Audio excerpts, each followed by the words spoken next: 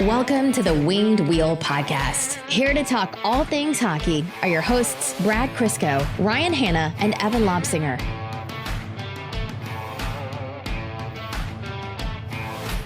It's funny, Brad, that only after Sundays or on Sunday episodes that you're intent on opening.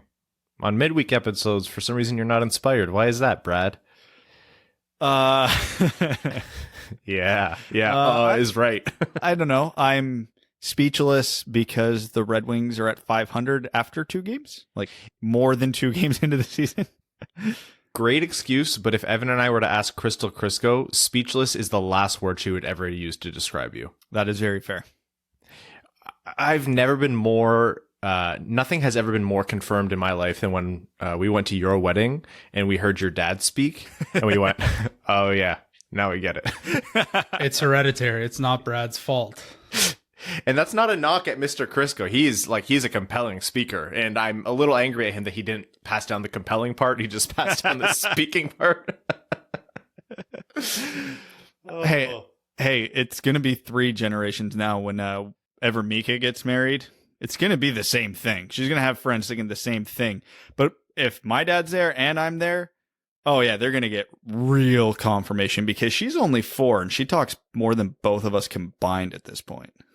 I think I have to come stop by and make a distance visit to you guys soon, because not only do I have a couple odds and ends to give you, including Hank's onesie, but none other than our very own name level sponsor, Arjun Shankar, sent us all some gifts, including something for Mika. Ooh, yeah, she loves gifts. Yeah, More than her own parents. The way he described what was in the box was, I got something for you, Brad, and Mika, and then I thought, well, I can't leave out Evan, so he added something in for Evan as well. Are they golf clubs? That's the only thing I want in life. Besides a house, golf clubs are the only thing I want in life right now. Evan, tell me how you could possibly still need golf clubs. With the amount that you golf, how do you not have everything you need to golf? I do, but it's time to improve my my irons. There's no. Did you not just buy irons? No, you bought a putter. The last one you bought was a putter. Oh, I bought that putter 2 years ago, almost. Are clubs not good for 2 years? Irons I've had for 6, so they could definitely use an upgrade. Oh my god, it's time. I mean, unfortunately, that's the most expensive part of the bag, so I'm screwed. Yeah, I can relate. I mean, if you're a gear nerd, you're a gear nerd. I bought a top of the line hockey stick in November, and you want to know what I bought today? Another top of the line hockey stick. So. I regret giving you your stick back that I borrowed from you. I should have just kept it. Honestly, I haven't touched it since. Okay. That stick, it's the Flylight, right? Yep. Sweet stick, you're right. All black with white tape is hot. Yep. But I still don't think I could use white tape on that blade. Because think of an all black blade and shaft with black tape on the blade. That puck is hidden. So if you fully commit to it and you put black tape on the blade of that specific stick or any stick that's completely blacked out, because I think you can black out just about all of Bauer's custom sticks, and you put black grip tape on the top, I'm here for it because you are the knight. You can call yourself the Batman. If you're putting white on the blade, you have to put white on the top. Just the aesthetic of that particular stick only goes 2 ways. And then obviously if you have a team color and you want to put the team color on the top, fine. But yeah, I mean, it's going to be sick and I'm excited. And I was telling Evan, there's no perfect time because the only reason I've never ordered a custom stick before is generally when I break a stick, I need a new one relatively quick. So I don't have the 4 to 6 weeks to wait on a custom. Well, I'm not playing hockey anywhere for the next month. I'm not leaving this house basically for the next month. So I'm like, perfect time to wait on a stick.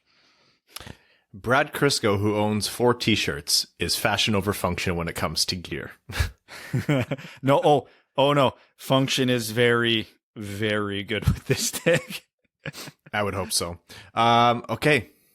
The Red Wings, welcome to the Winged Wheel Podcast. I am Bobby Ryan Hanna. I'm Brad Crisco too, Electric Boogaloo. And I'm Evan. I don't get yours, Brad. Why are you Brad Crisco too? I didn't have anything better to come up with today. A second Brad Crisco is horrifying. Thank you for that.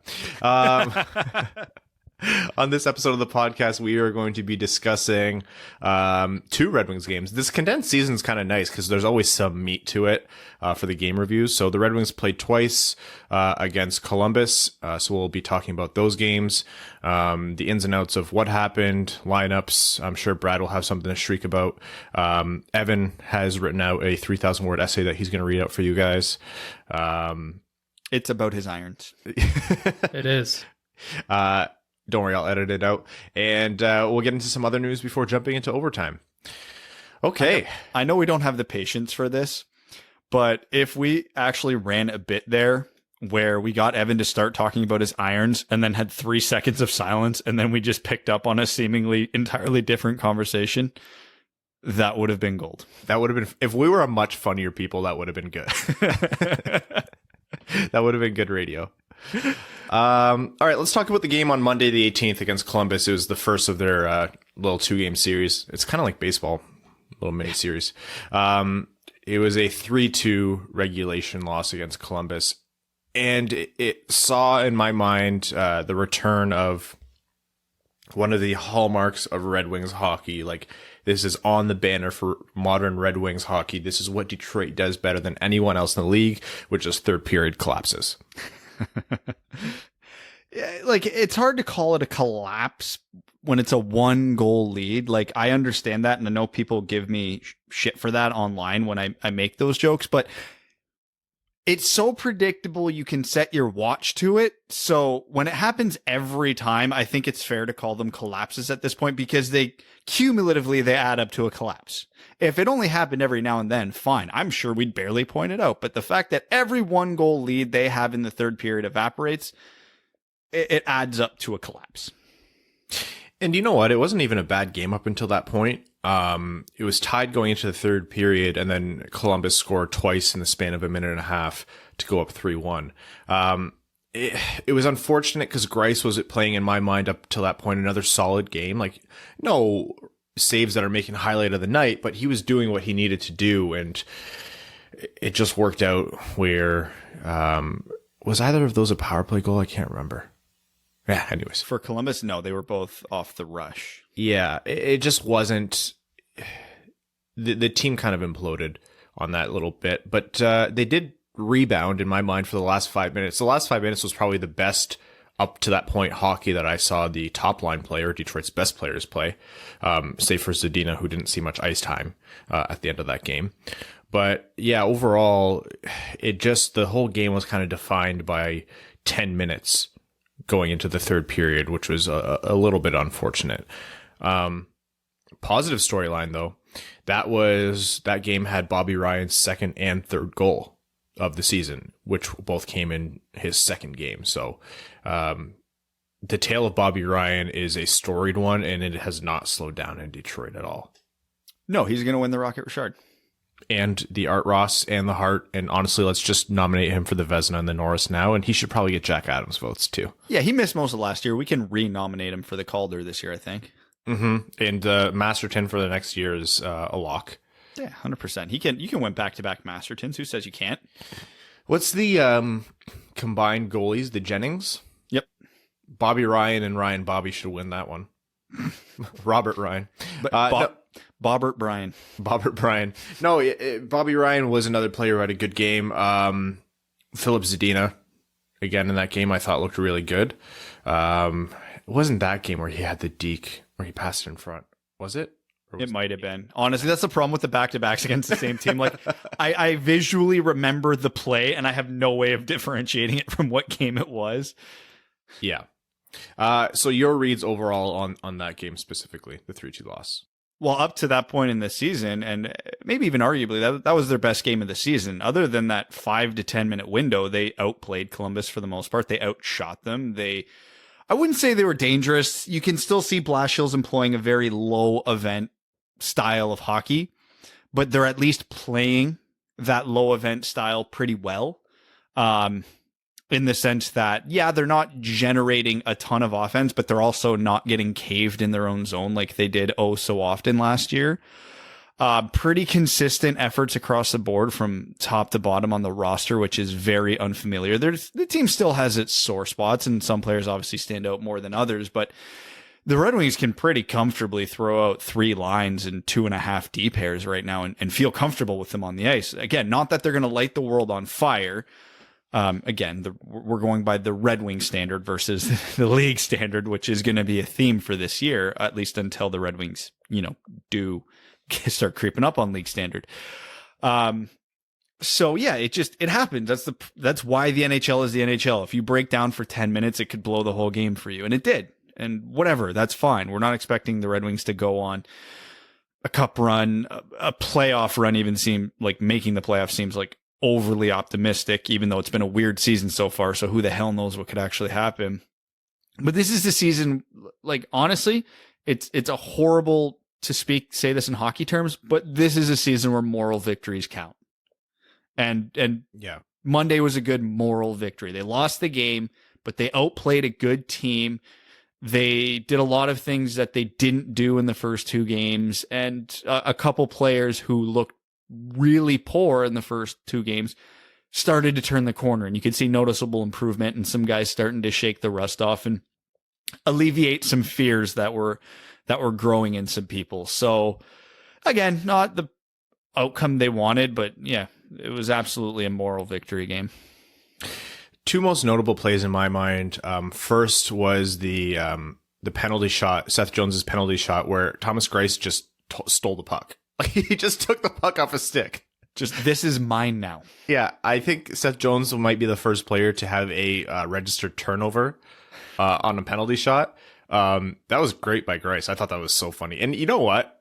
I don't know much about playing goalie, but that can't have been easy to do. So, well, I don't know much about playing goalie, but I do know a lot about playing forward. One of the things that I actually don't suck at generally tends to be breakaways. And I can tell you that Seth Jones' attempt was pathetic. So as good of a play as it was by Greiss, Jones didn't make it overly difficult. If you're going to try a move to the backhand, you either have to throw a hell of a fake or be moving at least half decently fast. And Seth Jones did neither of those things. Okay. Speaking of expertise, as someone who played defense, that looks like a lot of my offensive breaks. So this tracks. And then how could we forget the most important play of the game? Actually, you know what? Another one, the Filip Zadina body a man off the puck, steal it, make a quick deke tight into his body below the red line, which was incredible. And then the nice deft little touch pass through Michael Rasmussen for a high danger chance in front. I'm sorry, Brad, for anyone who disagreed with you the first time he did that, okay, I don't think they had ground to stand on that time, but he did it again, and it was even more impressive this time, I think. Filip Zadina has absolutely improved in the offseason, whether that was from his time playing overseas or whether that was just from offseason training. He is using his skill set in brand new ways, and he's effective in so many new ways on the ice. And that's normal for players who progress well. What we're seeing, it's 4 games. I think Zadina has been consistently good in all of them. And that was really, really, really good to see. And it's easy to say, yeah, well, he only has 2 points in 4 games, this guy, and 0 goals. And yeah, he's, for all intents and purposes, a rookie this year, because he barely broke the rookie threshold last year. So even though he's not called or eligible this year, this is going to be his first quote unquote full season. When you start doing the small things right, the big things follow. So if he's mastering playing down low, stealing pucks, setting up chances, and he's not overly focused on his shot and generating offense, that's what's going to come next at the NHL level. I know it sounds like a hockey platitude that old hockey men spew out all the time that sounds like it means nothing. Oh yeah, he's got to master the little parts of the game. It's true. Some guys are like, you get like the, Henrik Zetterbergs, Elias Petterssons, Sidney Crosbys, who come into the world and they can do it day one. Yeah, fair. Filip Zadina has never been expected to be one of those guys. So he's not going to have that come in day one, score 70 points in a season. So This is perfectly fair. And that being said, if this were an 82-game season and Filip Zadina scored at his current pace the entire season, I think we'd all be pretty content with 41 points. Yeah, that'd be pretty happy. He's on pace over an 82-game season for 41 points right now. I don't think that's a problem. And they put him on Larkin's line last game, and he almost got one. And he helped generate a couple other chances. So, yeah, I have nothing to complain about with Zadina. If I had to nitpick, the few power play opportunities he's had, I wish he would have been a little more aggressive with his shot. That's my biggest criticism of him. I agree. And then in my mind, the most notable play of the game. So Bobby Ryan's second goal was funny because it was initially ruled off for goalie interference. It was a jumble play near the end of the game where the puck went into Korpisalo's pads, I believe. Bobby Ryan actually slashed Korpisalo trying to get the puck, and then he was shoved into Korpisalo, and the puck came loose, and it went in the net. And then there was a brawl in which Tyler Bertuzzi fought everyone, which is what Tyler Bertuzzi does extremely well. And I love how I now have like 11 different clips of Tyler Bertuzzi having a player in each hand, trying to punch them both, and often succeeding. Bobby Ryan fought Oliver Bjorkstrand. Bjorkstrand. Okay. Which I loved at the time. And then I found out later that he has Mantha syndrome where his wrists and hands break a lot. So Bobby, we love you. You're a shooter apparently. So, the fight was awesome. Just don't feel like you have to do too much of that. Just look to the enforcers on the team, like, Anthony Mantha and Tyler Bertuzzi. And then Dylan Larkin fought the Matt Stafford, Clayton Kershaw analog in hockey is Dylan Larkin, Zach Werenski. Roommates at Michigan when they played hockey there. They played Little Caesars together. They're often referred to as really close friends or best friends, and they were swinging. Seeing those guys drop the glove was a very Mickey Redmond moment.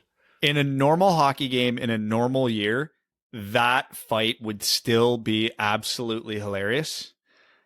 The fact that it's a COVID world and the public's not allowed to go to games and family from visiting teams isn't allowed to go to games, but the player from the home team is allowed to like bring one or two members of their family or someone. They basically get like 2 tickets or something like that.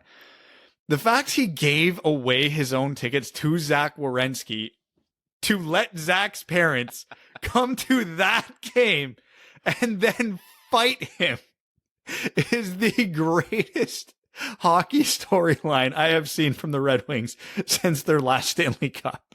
It just fulfilled so many like old hockey adages where people are like, oh yeah, your best buds when you get on the ice, your blood enemies. And usually you see players like that, they're laughing with each other and they don't typically like throw hands.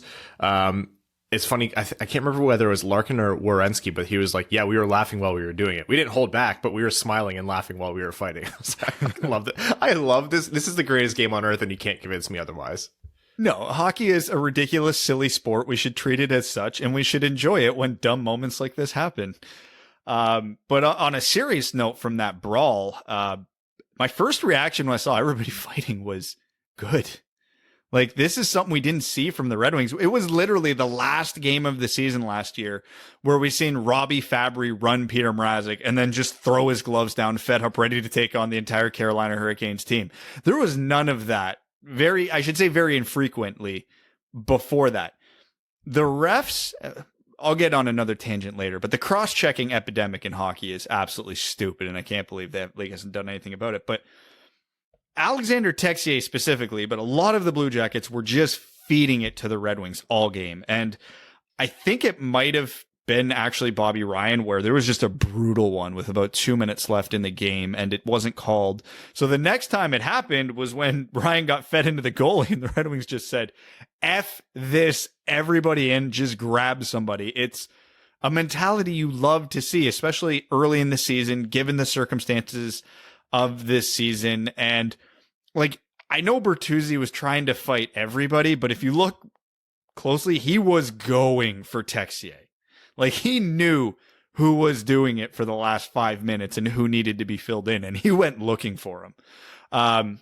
So again, it's not, you don't want Bertuzzi and Mantha and Larkin and Ryan fighting, but goddamn, is it a good sign to see them willing to do it this early in a season, especially where there's no fans to amp it up during the game. Yeah, and like this season is so like unnecessarily emotional too. It's like Larkin's first scoring chance as captain, Larkin's first goal as captain. It bounced off someone's skate. Like Larkin's first fight as captain. It is a lot of fun, and it's so hysterical that Brad just named Detroit's 4 best players: Larkin, Bertuzzi, Mantha, and Bobby Ryan. Not actually Detroit's 4 best players right now, but still, not far off, really. Could make the case. Yeah, they were going at it like someone was slowing down in front of Evan while he was trying to fit in 18 before having to go to work or something. Do you golf before work? Is that a thing? I don't know. Yeah, you'd have to get up at like 6 in the morning, and that's not happening at all. Yeah. So the big takeaway from that game is if you thought the Larkin Werenski, storylines and commentators bringing it up constantly were going to die down, this just gave it 10 new years of life. This clip is being shown every Red Wings Columbus game until either of them retires. And good news, there's only 6 more of them this season. So the one positive side effect of this season. And then the next game, the very next day in the evening. Oh, it should be said, I know we made we huffed and puffed a lot about the matinee game, the noon game. Yes, we failed to recognize that it was MLK Day in the United States. But for me, it was literally just the noon start. Even on holidays, I always remember them starting at 2:30 or 3:30. Am I wrong?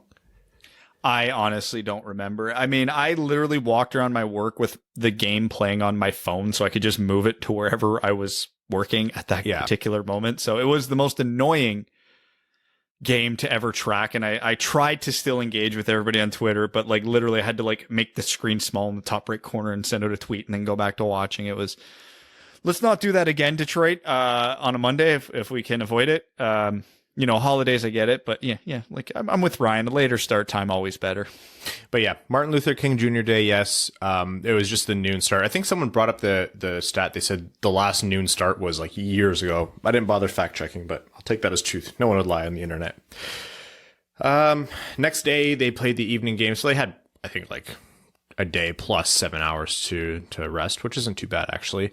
And before the game started, Max actually messaged in our group chat with us, Max and Prashanth, and it was the lineups, and I was like, loud blender noises.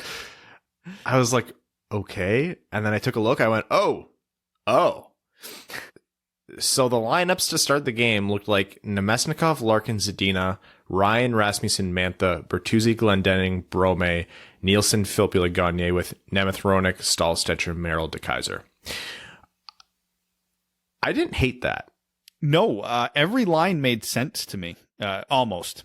Poor Sam Gagne. Yes, sorry, Sam. Someone had to be left out. But yeah, you look at the top line, you got Zadina and Larkin together. That requires no explanation. And putting Nemesnikov there, he's a good complementary skill player. So he can absolutely keep up with them and facilitate the puck for those two guys.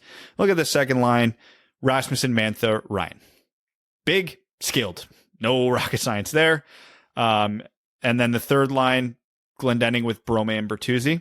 That is a line that actually has some skill with Brome and Bertuzzi and is going to piss everybody off. So if you want, I know a few people rolled their eyes when they saw that line, and I'm sure they're rolling their eyes as I say, oh yeah, they're an agitating line, which is something I generally hate because, you can't agitate your way to goals.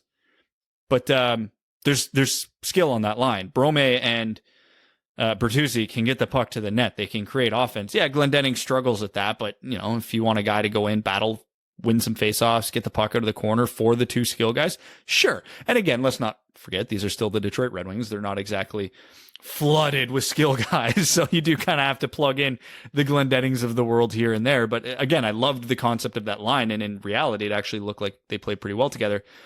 That fourth line on paper is abysmal. So when I saw those lines, I'm like, okay, the top 3 lines are going to play 55 minutes of this game, and that line's going to play 5. Now, of course, Blashill being Blashill, can't work out all the kinks, and that fourth line got way more give than they probably should have, but whatever, nitpicking. I don't understand the logic, but again, these are the hills I'm not willing to die on this year, as stupid as it is. And in theory, looking at him before the game, I think most people looked at it and goes, yeah, this makes sense. I could see this failing miserably, but I could see this working. And then in practice, it worked. I don't think the Red Wings generated any more offense than they did the day before, but again, I think that's just a talent limitation. But yeah, it's nice when you can throw 3 lines out there and not really have to worry about the matchup or the situation. You can just roll them. And I'm not a matchup guy. I'm a guy who believes in just, maximize your lineup regardless of who they put out there. You give your top line the most ice time, your second line, yada, yada, so on and so forth. And it worked. I'm not going to say it was a revelation and all of a sudden the Red Wings put up 40 shots and had 1,000 high danger chances, but it looked pretty good. His deployment of them was confusing at times, but yeah, it worked. As the game went on, Bertuzzi, Glendening, Brome became more and more cohesive, and in my mind, they played the best hockey by the end of it. That one shift they had with about 3 or 4 minutes left fantastic. Was a masterclass in how to wear a team down in a cycle.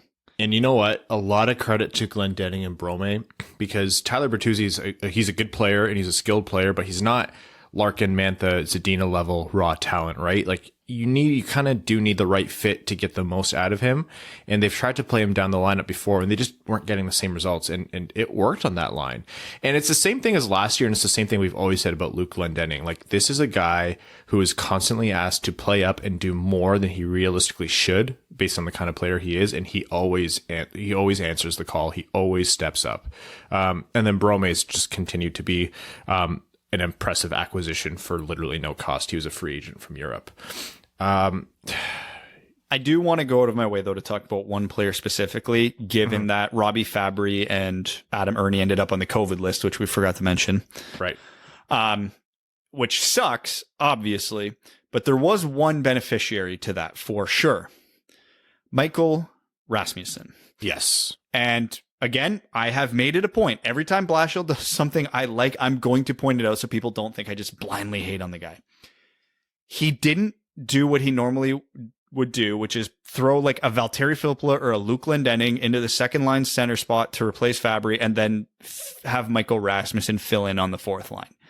Michael Rasmussen played those 2 games at second line center.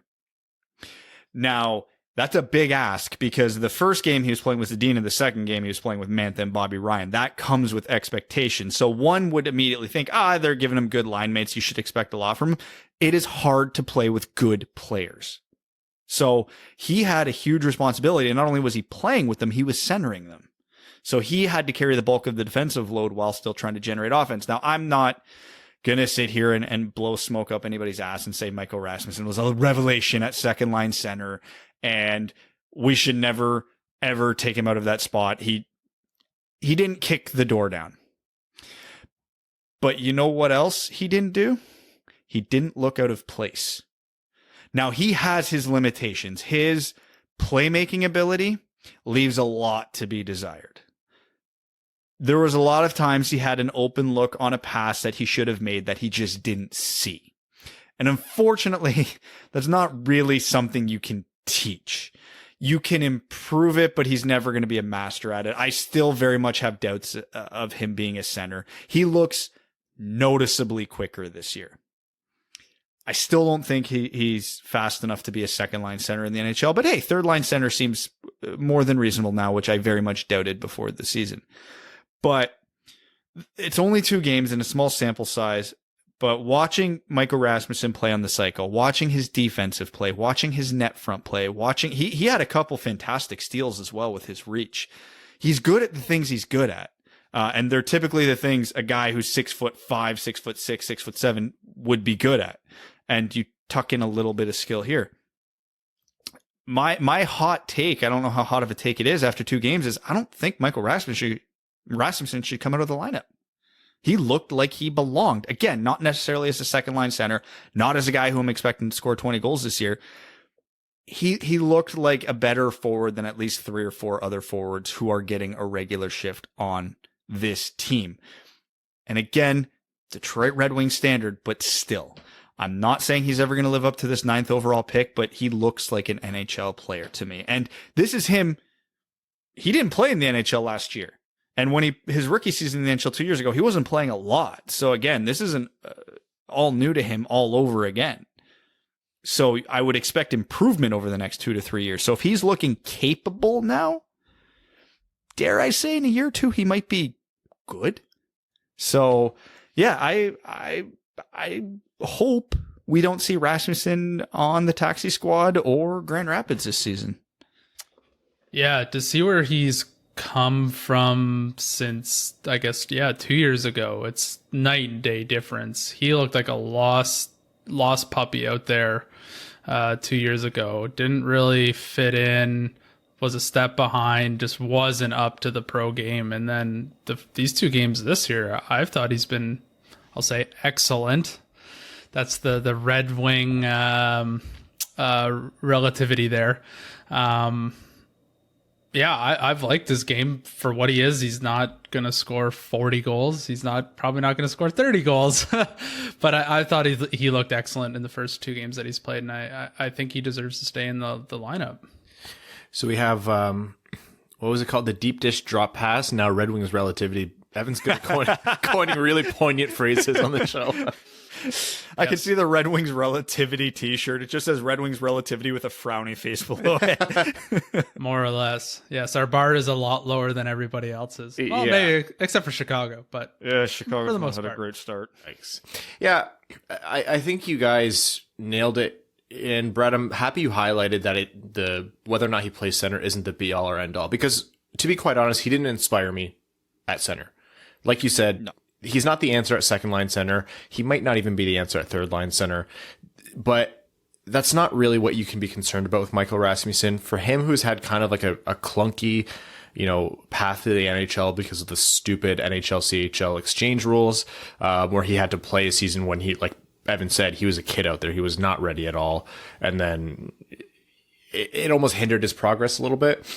The most important thing is getting the most out of this guy as a prospect. It doesn't matter who was drafted before him or after him. He is the guy the Red Wings picked. They spent a lot of capital on him, and they need to get the most they can out of him.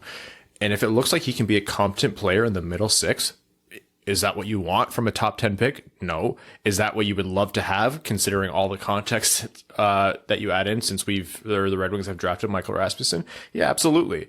And I dare say good is a nice hesitant way to approach what Michael Rasmussen might be if they continue to give him these opportunities, but not overload him in a way that they did in his initial season with Detroit. So yeah, I think it was a good first couple of games. I hope he stays up. I think that's just what's best for him now. And Red Wings fans, I think, would be right to not expect him to be some magic bullet at center, but rather focus on how he can progress as a player.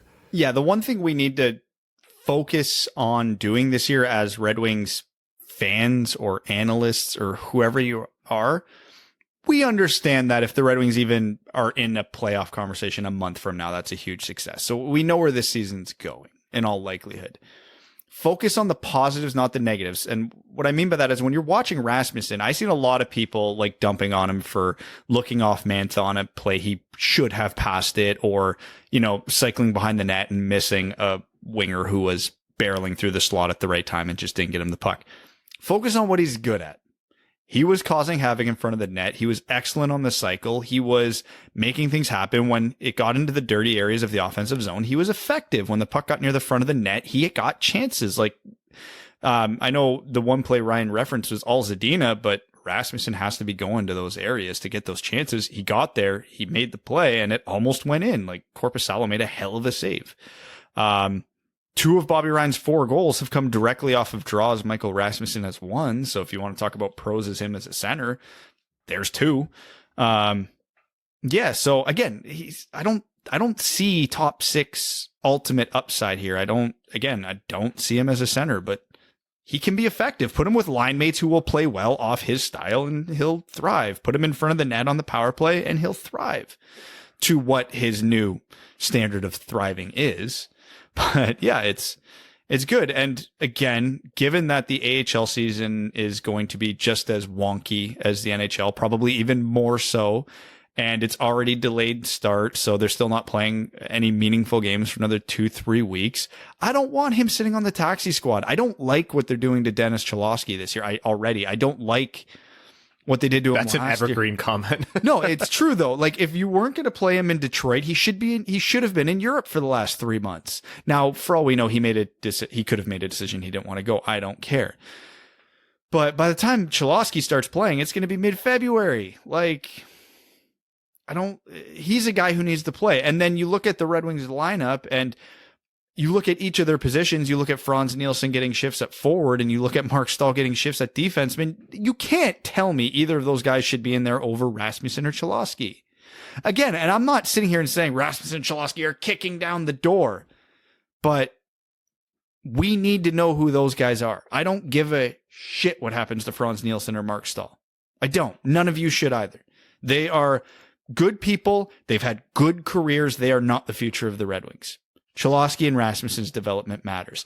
Now, if the Red Wings are honestly sitting there and saying right now, we do not think Cholowski's game is at NHL level, which is probably exactly what a lot of you are thinking right now, and probably rightfully so, then the Red Wings already screwed up because, like I said, he should have been in Europe playing for the last 3 or 4 months. If you think he's NHL level, then yeah, there's no excuse for him to not be playing at least every other game this year. The fact Mark Stahl's played 4 games, Cholowski's played 0, isn't right. I'm curious, and Christian Juice is coming in this weekend, I believe, and that's only going to further push him down the depth chart. So now that Rasmussen's there, and now that Rasmussen's looked capable, good, leave him there. If you want to kick him to the third line, maybe even the fourth line, fine, whatever, play him. Now it's make sure you don't make the opposite mistake with Cholowski here. Quickly here, other news for big men in that game. Anthony Mantha scored his actual first goal of the season off the power play. It looked like he was trying his hardest to not score it. My friend texted me that right after he shot that puck because he just shot it like as close to Korpisalo and as close to the opposite post as he could. But he did bury the puck, and that was good to see. The most important highlight from that play was it sounded like Mickey Redmond said, that's the best fucking power play Detroit's had all year.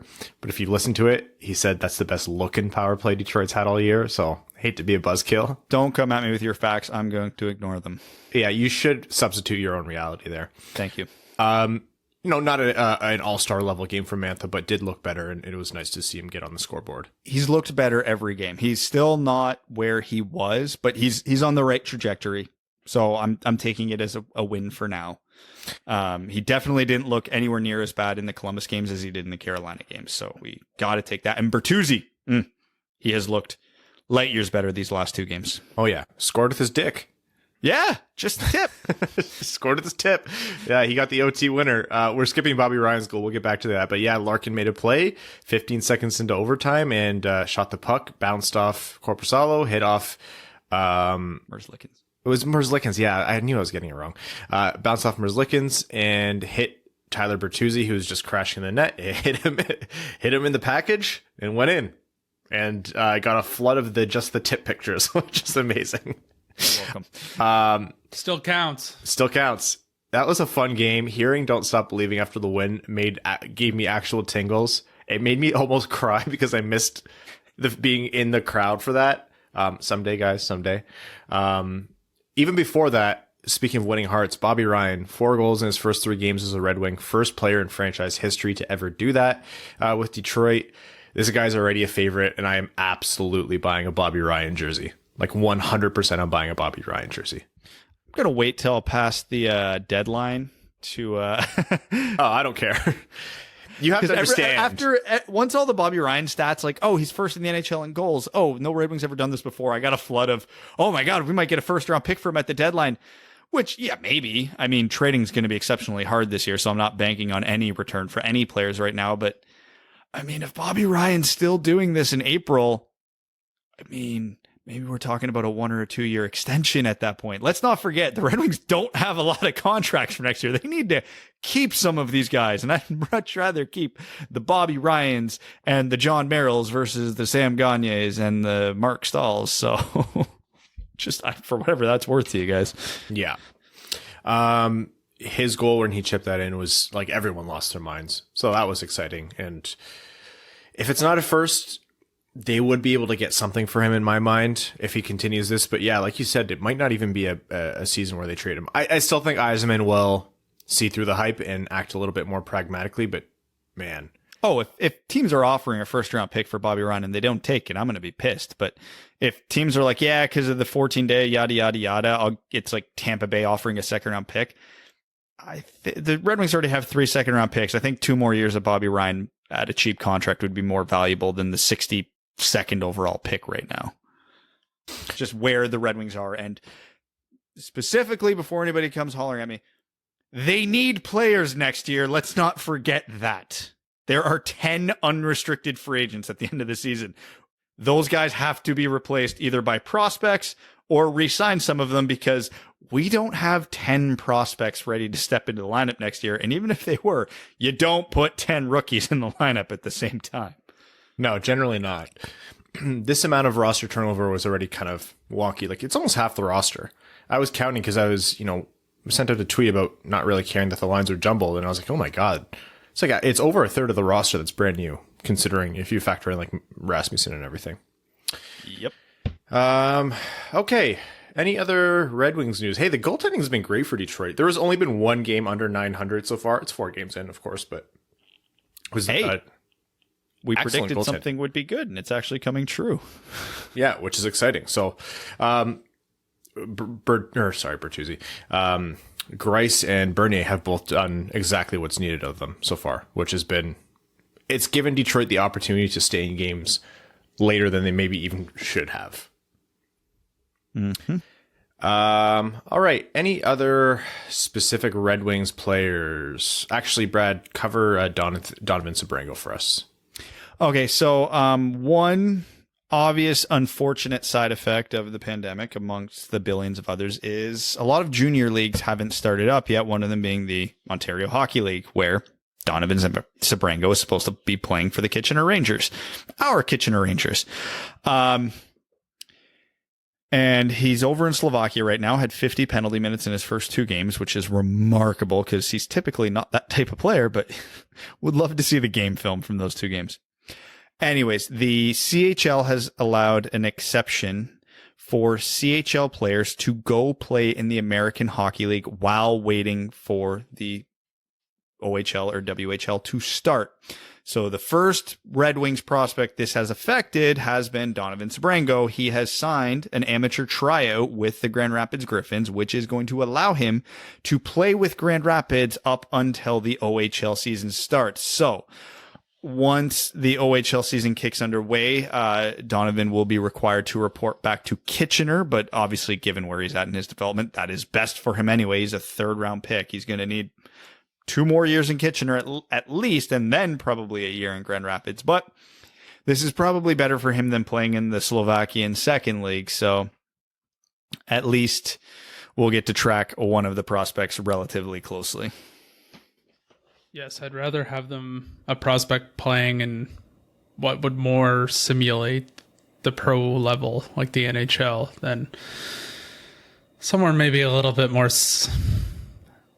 all over the place, like some of the European leagues. So I think this is good for him. I think this is exactly where he should be, given that the OHL is not running right now. And it'll be a good measuring stick for him. And there's really no poor outcome for him here, because if he plays and does well, great. I don't have to explain why that's a good thing. But if he plays and gets caved, then he knows the next 2 years in Kitchener, he's got a ton to work on, and he's got a feel for what it's like when he has to permanently step up a level. So he knows exactly what to prepare for. So again, depending how long he plays, it could be a week, it could be a month, it could be the rest of the season. Who knows? There's still a reality where the OHL gets canceled. Based on what Doug Ford's doing in Ontario, it's not going to get better here anytime soon. So, yeah, I mean, there's no real horrible outcome for him. And that's, something to be optimistic about. All right. The Red Wings play how many times before the next time we're on here? Because we are back on Sunday. I only know they play Chicago Friday. I'm going to assume. Oh, yeah. They play Chicago Friday night, and then they have an afternoon game against Chicago on Sunday. Yeah. Sunday matinee at 12:30. So that will come to you after the next little series here.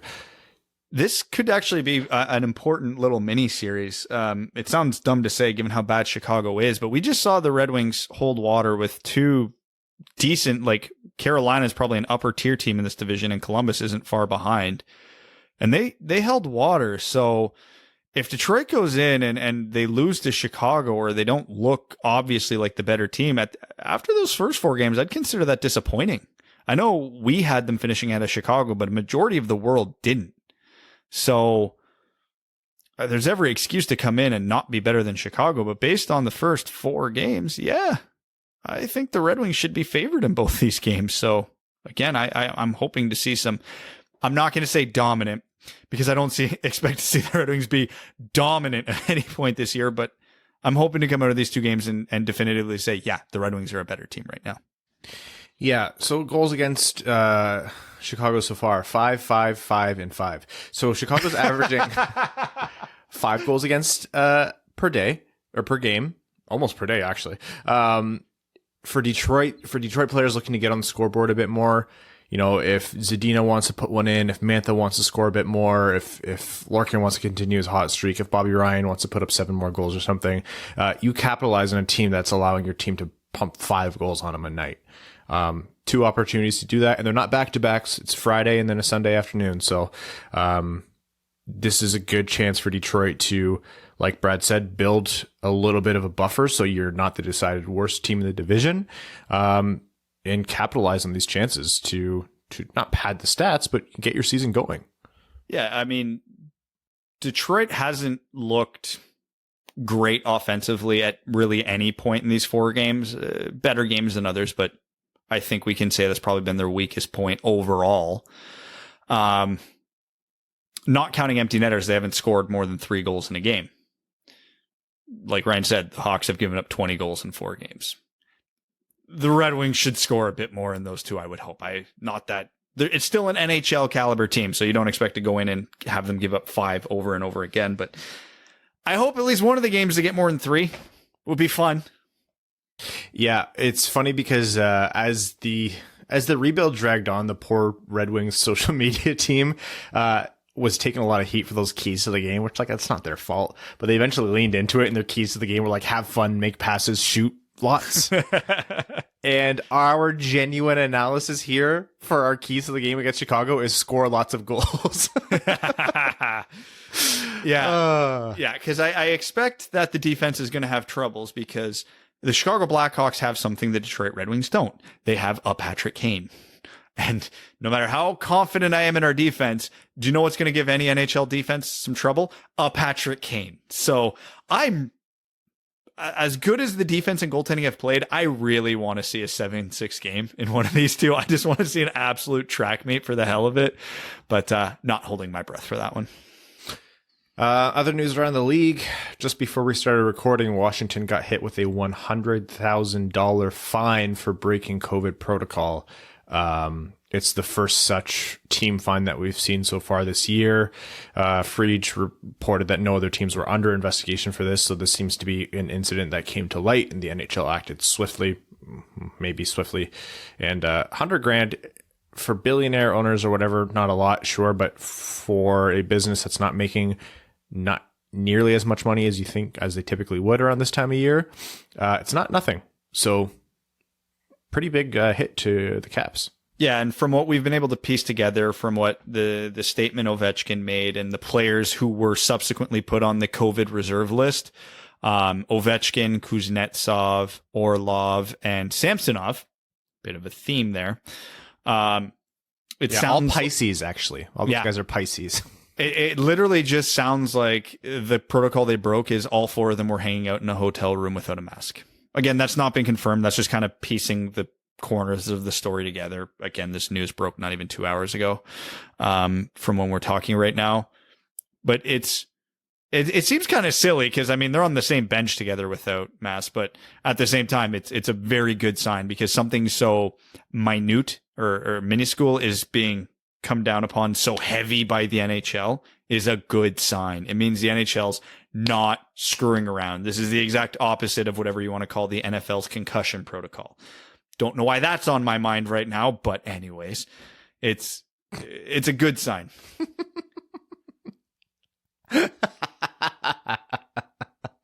You thought you had an easy path, you son of a bitch. So I saw a tweet that made me almost literally do a spit take because it was so bad but so funny. Someone said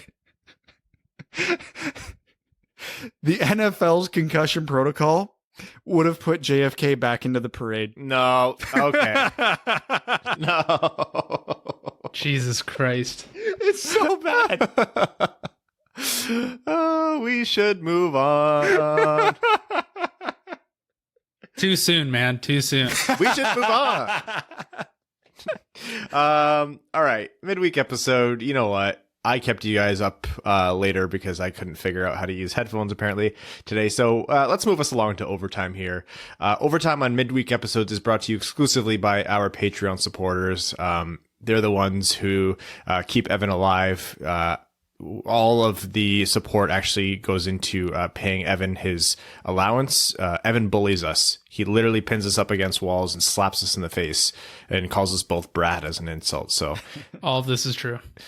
Thank you guys. Our first patron we're going to take a question from is David McKinstry. Says, not a question, just wanted to pop in and remind everyone that Babcock is human garbage. Let's go Red Wings. Oh, I forgot about that article. I hate so much that Babcock's getting a redemption arc already. I don't know if he should ever get one, but Christ, it's been a year, guys. Look, this is my cynic's view on it. There was no world where Mike Babcock wasn't going to be welcomed back into the hockey community. I am a firm believer that people should be afforded an opportunity to better themselves and move past mistakes that they've made if they show contrition, if they show learning, and if they show growth. And I'm not saying they have to, show that or serve that to the public on a platter every time. Not everything needs to be a public matter, but you're working in a public sphere. This crossover from team to team to team, there's multiple different accounts. And if you want to come into a commentator role with NBC, I'm not going to say you can't, because look who they've employed before with Milbury for a while. I don't know. The piece with LeBrun, look, I understand the nature, what the purpose of it was. I'm not going to sit here and tee off on LeBrun. I thought it was a parachute piece. It was purely meant to rehabilitate Babcock's image. Like you said, Brad, it's a redemption tour. But then he got to the question about Johan Franzen, who he verbally abused, and his answer was basically how hurt it made him feel. And then there was a little interjection there in the middle of all that wasn't a Babcock quote, that talked about how, Babcock worked on mental health initiatives and tweeted Bell Let's Talk before. Like, yes, I'm being an asshole about that, but still, like, Babcock talked about how shocking it was to hear that and how much it hurt him to know that happened. Never took full responsibility, never called it an outright lie, dodged it and made it about himself. I'm sorry, it's a bullshit apology. I don't buy it. Yes, Babcock's going to be back in hockey. Yes, we're going to have to swallow that. I don't have to like it. For everyone who says give the guy a second chance, it doesn't matter what I say. He's being given one regardless, so I can call that bullshit. Yeah, and he even talked specifically. He said he reached out to Marner about the wrong the thing he did that pissed off Marner, and then he said he reached out to Franzen to try and make amends, and Franzen didn't respond, and that hurt him. Was that what he said? That he didn't respond? I thought he just skirted around it. No, he said that. I'm 99% sure it said that Franzen never responded to him. To which my immediate reaction was, why the fuck should he? You made his life miserable for years. And now Franzen is in a fragile mental state, dealing with concussions and all the side effects, including depression, that come along with that. The last fucking person on the planet I would want to talk to if I was Johan Franzen is Mike Babcock. He's got his own shit to deal with, Mike, and I don't give a crap that you're trying to reach out to them, whether it's for good intentions or not. Read the room, Mike. He should never, ever talk to you again, because God knows if this triggers a depressive episode for Johan now and all of this crap. I don't care. I'm saying this all as a big believer in second chances. Everybody deserves a second chance. I will swear on that. But A, give it time, and B, some wounds can't be mended, and some apologies make the situation worse. The quote here is, now I've reached out to Franzen. That's not going to make anything go away. And there's nothing beyond that regarding any kind of conversation. So we don't know whether Franzen didn't reply. We don't know whether Franzen just called him out and said, hey, piss off. You're not being forgiven. We don't know whether Franzen forgave him. We don't know, but we can draw some conclusions here based on the way Babcock danced around this one. He answered everything else more directly than this. Anyways, think what you want. If you think we're assholes, it doesn't matter. Babcock's going to be back. The hockey community can't help themselves with this kind of crap. It is what it is. Anyways, thank you, David. Sorry for hijacking your question. Manitoban. We do that. Yes. Manitoban Machine Never Break. Love that name. Says, would have been like 6-2 if Helm played, and no, not for Columbus. Also, Blash has definitely done enough so far for me to say he deserves a 1-year extension. What sold me was seeing him give Glendenning an offensive zone draw with 2 minutes left in a tie game, and then 30 seconds later giving Larkin a defensive zone draw. This is the man you want to see at the helm if you want Shane Wright on your team. Matt Keeler, longer comment here. He says, Ryan good, Stahl bad. Matt, spot on with all your points there. I appreciate you detailing that. 100% accurate. Cody Stark says, I asked for the Nemesnikov Larkin Zadina line in one of Max's Athletic articles a couple of weeks ago, so give me a freaking medal. Hey, the Wings have 2 solid goalies. How neat is that? It's 4 games, but it's exceptionally neat. Alan Snyder says, Brad, I'm watching the game and thinking to myself, why the hell is our 4th line out there after a TV timeout? And why can we never get a shot from the point? Maybe let's try something else. Sure that I'm not the only person to see this. I Google your Twitter and there you are, you beauty. What is Blashill doing? So a lot of people kind of get on me because I harp on that a lot. There's literally no excuse to do that. I don't care. You guys can defend Blashill all you want or try to downplay it. And yeah, it's not the biggest deal in the world, but how does this keep happening? It's an offensive zone draw when your entire bench is rested. You should be throwing out one of your top 2 offensive lines every single time in that scenario. Every time. I don't give a shit if the other team throws its 4th line out there and you're playing a matchup. Cool, let your first line go cave their fourth line. God, I've liked a lot of what Blashill has done this year, but this one's starting to wear on me already, and it's only been 4 games. Michael Barry says, let's talk politics. In honor of Brad getting a new stick, CCM or Bauer. You could always go third party with Warrior. Anyways, hope you guys are having a good day and got to watch the game on Monday afternoon. Okay, I'm gonna get into it. Sorry, this is a question after my own heart. Stick, I tend to lean CCM. I'm giving Bauer a shot here, so circle back to 6 months for my opinion on that. Helmet, CCM. Skates, CCM. Gloves, Bauer. Pants, CCM. Shoulder pads and elbow pads, Bauer. And shin guards, Bauer. You know what? I've had some good CCM sticks, although I still think I'd lean Bauer for sticks. They have their pros and cons. I can get into the minutiae of it, which I'm sure nobody cares about. So if anybody ever wants to ask me that question outside of the podcast, I will take all the time in the world to answer it. But yeah, I have detailed thoughts on the sticks from both companies and what they do. Patreon exclusive episode, Brad Talks Equipment. You two could literally not show up and I would go for an hour. You think I'm joking. Deal. Evan's just signing a contract right now. Boom, you said it. You can't take it back. Like, Evan's level of nerdism with his golf clubs, I am just as bad with my hockey equipment. Former defenseman Ryan Hanna says Mike Babcock deserves to be launched into the sun with a trebuchet. That is all. Jake Kiefer says, hypothetically, if the Wings got to play all their remaining games with a 5-4 advantage during the entire third period, would they make the playoffs? If so, cup contender. Yeah, they'd probably get it off the loser points because... Sorry, 5v4 advantage, like the power play. Oh! Yeah. I mean, yeah. Yeah, you'd have to. Yeah. There's no way. Michael Thompson says, never would have projected that Bobby Ryan would be contributing more to my fantasy team than Connor McDavid. So I think Stevie needs to get in touch with Holland, as we might be able to do a 1-for-1. Sure, we might be selling low, but I think it'll work out for us.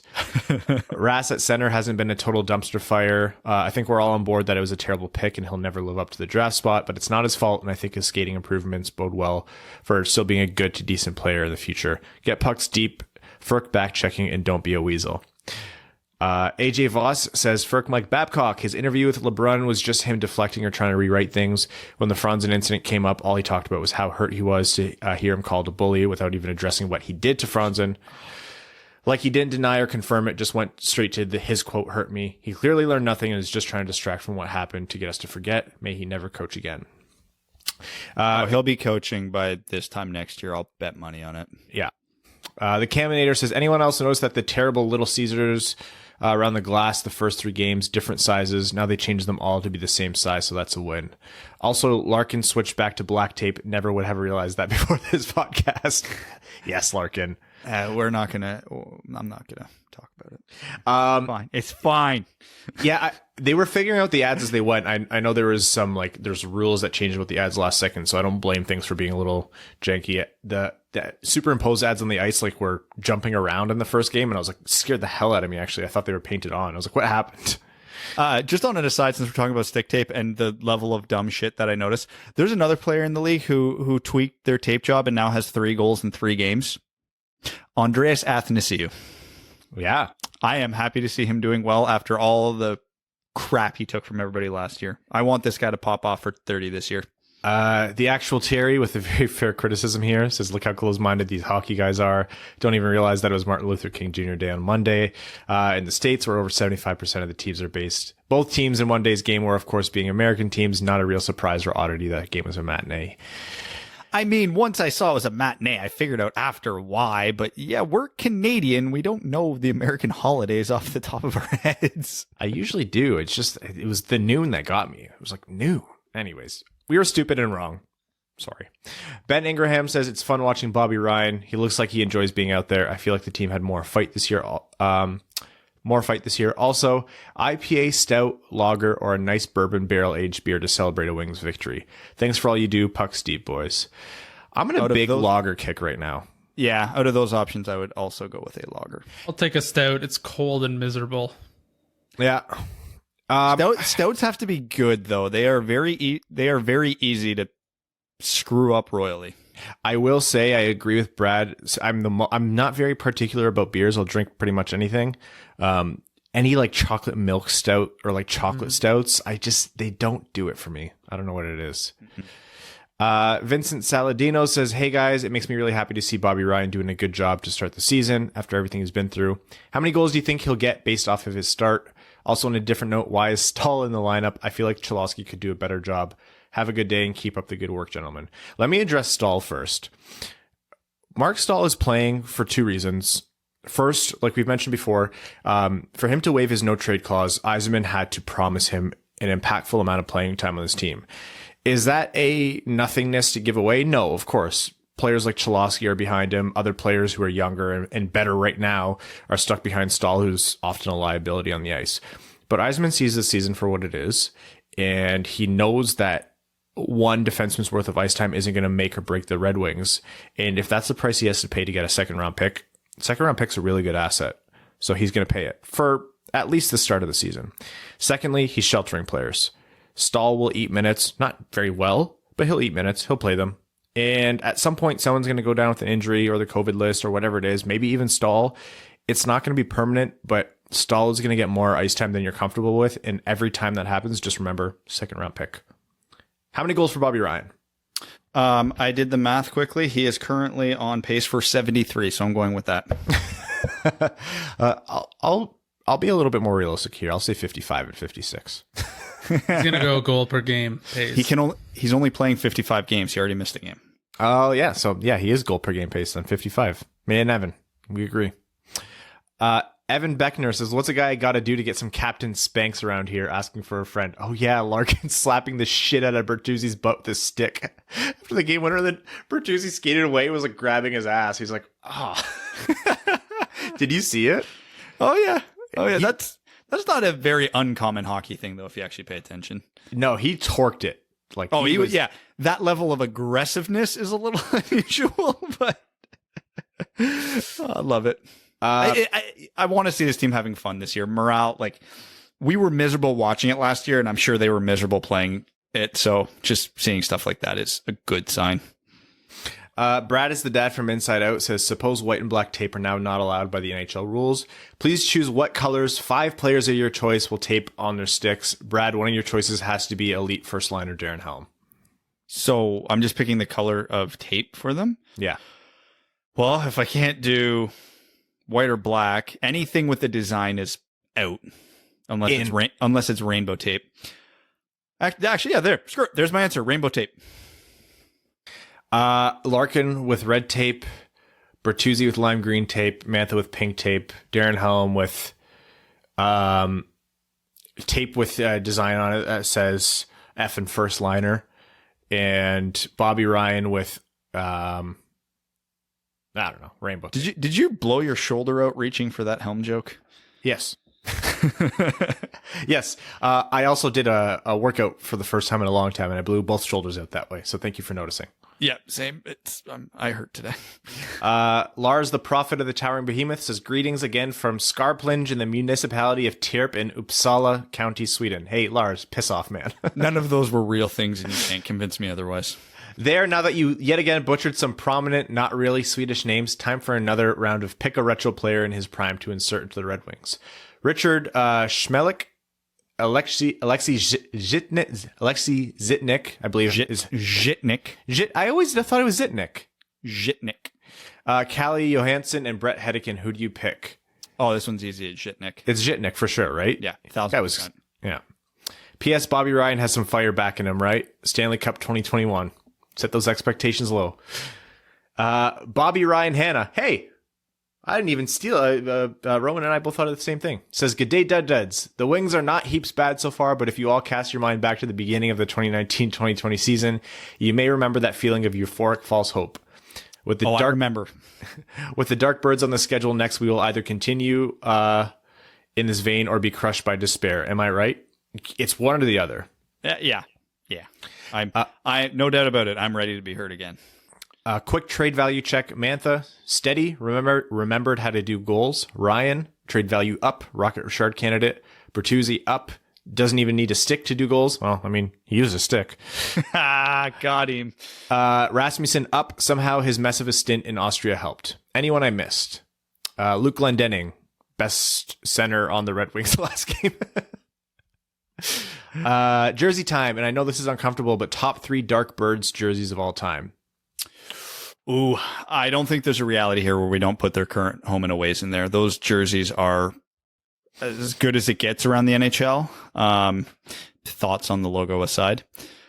So basically, I'm just picking a third here. I love their black jerseys.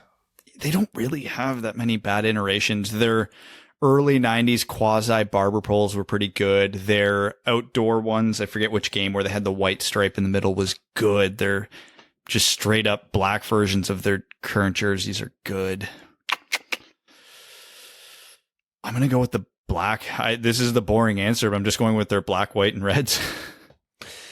Yeah, I genuinely think that's it. Maybe you can substitute their whites for the 2015 Winter Classic whites, which are essentially identical.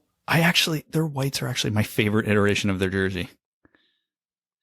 They have a lot of good ones. I don't love their striped ones. I don't think they do the stripes as well. I think it's probably just in comparison to the regular jerseys. Okay, what else do we have here? Bonus jersey time. How much better do the Snow Wave team look with blue pants? Oh, I love that the Avalanche leaned into the blue.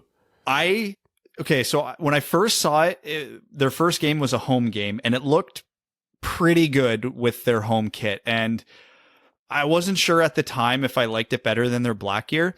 And then I saw it with their road jerseys. They 1,000,000% need to go back to their black gear. It looks horrible with their white jerseys. When you've paid off your student loans and Mama Hannah is pestering you to go to doctor school during a pandemic of all times, hide yourself in the invisibility cloak that is a Stay Fresh cheese bag. Stay Fresh cheese bags, a Fournier company and hide and seek champion's choice. The actual Terry says, P.S. I've been absent for most of the pandemic, but don't think for a moment that I didn't catch the episode with the tree bucket. C-Nods says, new game, who is the next Red Wing to win each major trophy? You have to use current Red Wings or prospects with the addition of saying future draftee once. Norris Sider. Calder Raymond. Yeah. Art Ross, I'm going to go Raymond. Hart Larkin. Yeah. Rocket Richard Mantha. Selke Larkin. Conn Smythe, future draftee. Shane Wright. We'll go with that. Vezina, Keith Petruzzelli. I was actually going to pick that for the hell of it. Thomas Greiss, he's winning it this year. Oh, yeah. What awards have we? Jack Adams. Gerard Gallant. Dan Bilesma. Hell yeah. I think it's more likely than Blashill. GM of the year? I don't know. Tough one. Yeah. Can you give us an update on players in Sweden? Is it time to be excited for Berggren still being a point per game player in 31 games into the season? Thanks. Yes, this is no longer a small sample size. Dude is #good. Yeah. I don't think it will be years before we see him. Yeah. Nobody in Sweden who we've been tracking closely has really rocketed up from where they were, but they've also not trailed off from where they were. Lucas Raymond's looked just as good as he did at the start of the season. Soderblom is still looking good. I think Veleno picked it up a lot. Veleno's actually gotten better. Not like leaps and bounds better, but he's gotten better. Again, he gets it eventually. He's just that guy. So yeah, the SHL report is still good. Actually, you know what? No, Seider's continuing on the upwards trajectory. He is a killing machine who's actually good at the hockey. Yeah, Seider gets better every game. It's kind of freaky. Like, I genuinely, before I was like, let's not expect too much from when he plays in Detroit. I cannot wait for him to get his games in Detroit this year. If he, I hope unless Rogla goes far enough into the season where he's not able to, but I digress. I love that video that Ice Hockey Gifts put out of, it was one shift where Seider blew up 4 guys. He murdered people on the ice. 4 guys, 1 shift. Can you imagine how pissed off the SHL is? When like Seider came into the league, they're like, come on. We don't hit in this league, especially not like this. This kid is out here just destroying full-grown men, fathers of 3, knocking him over with one hand on the ice. I've said it before, I'll say it again. Moritz Seider is a literal tank made of metal designed to fight in wars. And he does some hockey stuff too. Just Your Average Cheat says, is it a coincidence that Stahl and Franz are inverse numbers of each other and happen to be the worst 2 on our team? Also, Ryan, have fun with Dan Campbell as your coach. Had him in Miami. Hope he does better for you guys. Man, I didn't have a lot of hope. I love the defensive coordinator hire they had, the offensive coordinator rumors. That looks exciting. The head coach, I don't know. I have no hope. I don't know much about Dan Campbell. Whatever I read up on him wasn't inspiring at best. If he does great, I would love to be shocked. Do I think I'll be shocked? No. Thank you for not taking Brian Dable. Brad, it's the Lions. We would have just ruined them. Fair. And I'm really enjoying him as the OC in Buffalo. Hassam Al-Qassem says, make the Detroit deep dish drop pass shirts. Hurry and take my money. Yeah, we honestly really have to. Let's do it. A couple things in the works, but maybe we'll get to that next. Stay Fresh Cheese Bags of Forney Company says, hey there, fellas. Breathe in that beautiful fresh air. Feels good, doesn't it? What a time to be alive. It's a new day with a fresh set of possibilities on the horizon. Remember how you feel today. Obviously discussing Bobby Ryan here. And that seems to be the last comment. So thank you all for tuning in. We're going to wrap up this episode. We will be back on Sunday. In the meantime, enjoy the 2 games against the Blackhawks. And if you want to get coverage of that game as it's happening, at Winged Wheel Pod on Twitter. And if you go into the bio, you can find our personal accounts. We tweet incessantly. Evan logs on Twitter once every few days, which is good. That is incessantly by his standards, to be fair. Yes, that is often. Evan's tweet per follower ratio is actually better than the brand new White House administration that went up millions of followers today with their new accounts. Evan's is actually better if you factor in how many tweets he actually puts out. So great follow, Evan Lobsinger. Thank you all for tuning in. Our name level sponsors, we want to recognize them on Patreon. That is Arjun Shanker, Brett Bailey, Taylor Tadgle, Kyle, Ryan Hubbard, R.A., the Detroit Deep Dish Drop Pass, Zach Spring, Citizen High Five, Cody Stark, Greach, Jeremiah Dobo, Jake Kiefer, Tyrone Bigham, brand Big Ol' Bag of Dildos. That took a turn. Andrew Bohan, Scott Martin, Jacob Turner, Matt McKay, Craig Kibble, Brandon M., Matthew M. Rice, Luke Johnson, Kaylin Wood, Hassam Al-Qassem, Hana Lee, Eve Bartel on behalf of the Sarah Grand Foundation, Sam Bankson, Zach Van, who's a brand new name level sponsor. Zach, welcome. Josh Yelton, Trevor Pevavar, Evans Bingo Card, Ashley Van Conant, Beer Guy, Connor Leighton, Danny Jr., Matt Keeler, Stay Fresh Cheese Bags, A Forney Company, Antonio Gracias, John Evans, Joseph Minama, Quaz, Stan Olsen. Thank you all so much. Talk to you Sunday. Screw the Blackhawks.